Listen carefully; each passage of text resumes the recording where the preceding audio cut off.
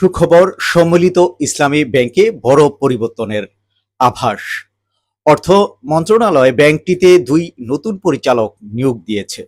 ৩ বছরের জন্য দায়িত্ব পেয়েছেন কে এম জাকারিয়া এবং মোহাম্মদ আহসান হাবিব চৌধুরী, দুজনেই অভিজ্ঞ বেসরকারি পেশাজীবী।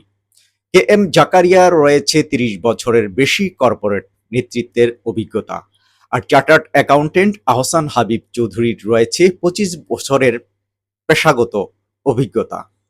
এদিকে চলতি সপ্তাহেই নতুন ব্যবস্থাপনা পরিচালক হিসেবে দায়িত্ব নিচ্ছেন আবিদুর রহমান শিকদার।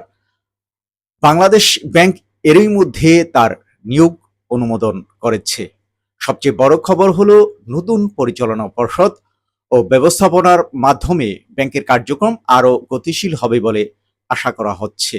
এতে ব্যাংকের প্রতি আস্থা বাড়বে এবং আটকে থাকা আমানত ও বিনিয়োগকারীদের টাকা ধাপে ধাপে ফেরত পাওয়ার সম্ভাবনাও জোরালো হবে।